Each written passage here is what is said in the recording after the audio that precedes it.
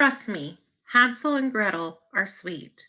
The story of Hansel and Gretel as told by The Witch by Nancy Lowen, illustrated by Jenna Bach. Yes, I'm the witch from the Hansel and Gretel story. And yes, I live in a house made of gingerbread. But I most certainly did not tumble into the flames of my own oven. I mean, look at me. I'm alive. And never would I think of eating Hansel and Gretel. It's time I set the record straight. Gather around, but please, no nibbling on the house. I always knew I was different while the other little witches were learning to make potions and cast spells. I was playing with my food. I molded mashed potatoes into polar bears. I wove noodles into wall hangings. As I grew up, my projects got bigger and better.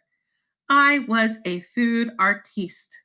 I made beds out of marshmallows and floors out of rock candy. Eventually, I built my own cottage, my masterpiece. A dry spell kept the rain off my house, but I couldn't cast a spell strong enough to keep the birds away.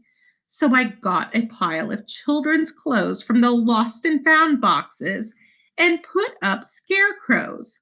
I suppose that's what started the rumor that I ate children.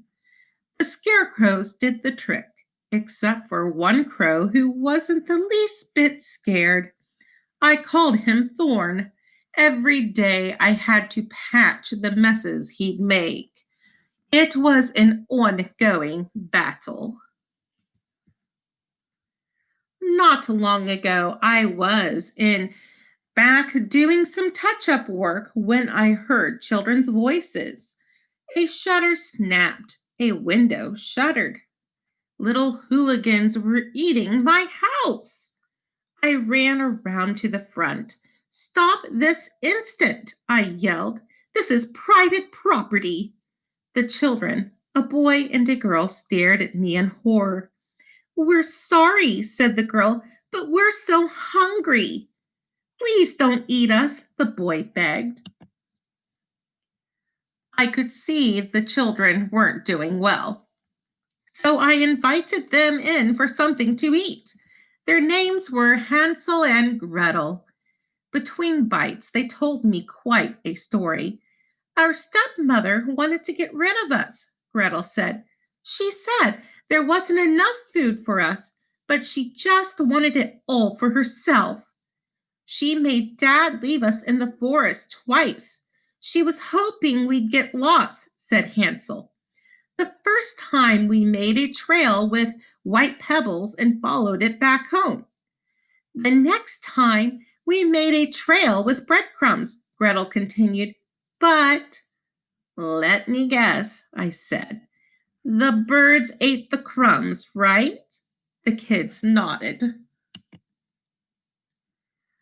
Of course, I said they could live with me. Where else would they go?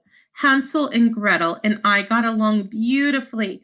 I taught them about food art. They helped me with the chores and kept an eye on that horrible bird. Hansel was a natural artist. He made a wonderful sculpture of himself out of sponge cake and fruit snacks.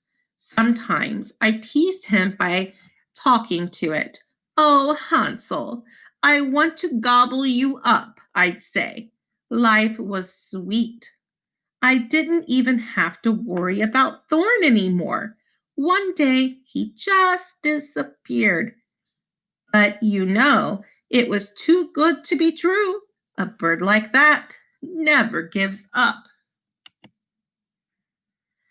A few weeks later, the kids and I were baking pies. Suddenly, Thorn landed on my window box and began pecking away.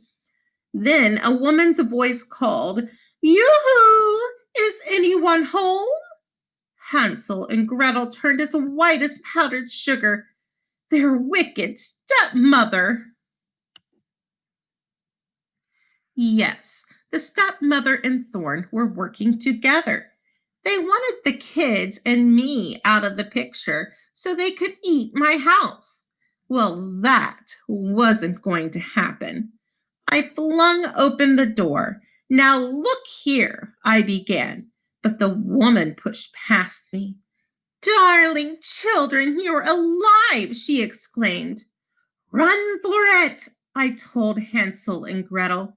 I grabbed a pie and was about to throw it in the stepmother's face when she opened the oven door and shoved me in. I know this is a very scary part of the story. If you need to take a few deep breaths, go ahead. So there I was, hollering and pounding on the oven door. But then I realized something. The flames weren't burning me. In fact, they tickled. My dear old oven, my true and best friend, would never harm me. When the stepmother checked to see if I'd burned to a crisp, out I popped. Not a toasted hair on my head. She ran away shrieking. Thorn flew close behind, and they were never heard from again. Now life is even sweeter. Hansel and Gretel still live with me. So does their dad, a nice fellow, now that his wicked wife isn't around. With all these extra helping hands, I've made plans to expand a guest house, a playroom, maybe a swimming pool. We'll have a party when it's all finished. You most certainly will be invited. The end.